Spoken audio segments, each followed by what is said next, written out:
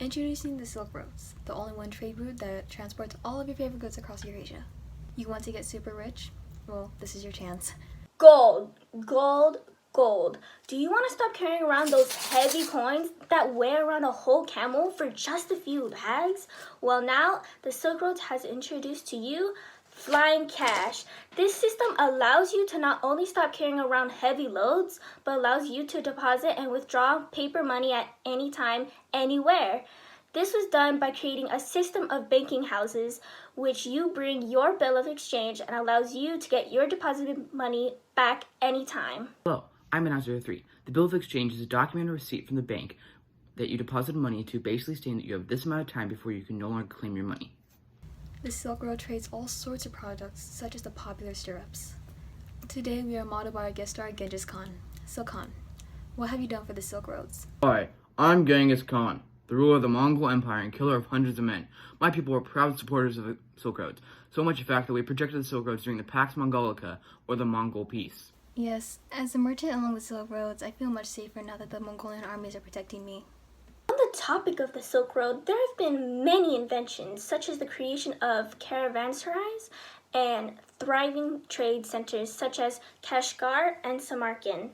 Not only are these trade centers culturally diverse, but they are also so beautiful. As you can see, these advancements led to greater wealth along the Silk Roads as increased markets were created. These developments were also in part caused by the Pax Mongolica. Here is Genghis Khan again to conclude his thoughts. Because of this increased amount of trade, the quality and social aspect of life have greatly improved for everybody. Hello, it's Genghis Khan, back again as the Mongol representative and the ruler of my people, and I proudly protect the Silk Roads not only for merchants, but for our gain. Let's take a look at the market centers of these trade routes.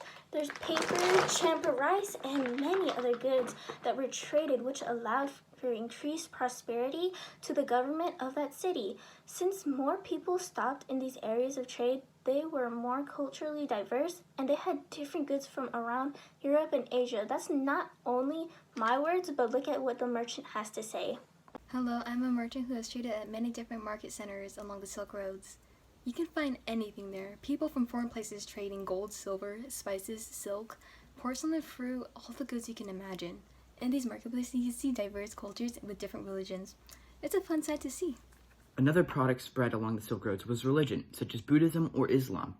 The religion of Buddhism spread far and wide through Buddhist merchants along the Silk Roads, creating different forms of Buddhism, such as Theravada Buddhism or Mahayana Buddhism. Similar to Buddhism, Islam spread through trade, missionaries, and conquest. Merchants were likely to convert to Islam because of its low caste system, which treated everyone as equals. On a side note, Genghis Khan had a tolerance for all religions, which means you can come here without any worries of converting to any different religions. So why don't you just come here, because there's no worries or fears, and you're allowed to practice your own religion. The Silk Road's large amount of money led to huge economic increases in city centers, which allowed for cities to be created.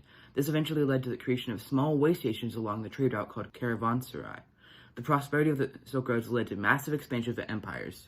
Now, let's talk about technology advancements.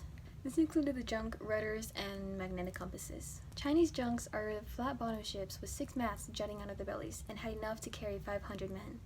The stern-post rudder was invented to give a ship more precision in turning, and the magnetic compasses gave knowledge of direction. All of these advancements not only helped ease travelers and merchants, it made the process of exporting and importing goods much more faster and efficient. One additional innovation made along the Silk Roads was the stirrup. The stirrup. This part of the saddle connected the rider's feet. This innovation was incredibly important to many different cultural groups, including the Mongols, which rely on horseback riding for its warfare and its lifestyle. Unfortunately, a side effect of having such a massive trade route stretching so far that different diseases can be spread. Today, we sadly lost one of our own. Announcer 3 has died from the bubonic plague. For more information on the Silk Roads, ask a nearby Pony Express member and they'll tell you all the information you need about the Silk Roads. Certain side effects of the Silk Roads include the bubonic plague, immense wealth, poor hygiene. After plague, if you are a worker who survived, then you are in luck because you now have the right to negotiate the side that you want while being treated more fairly because of lack of workers.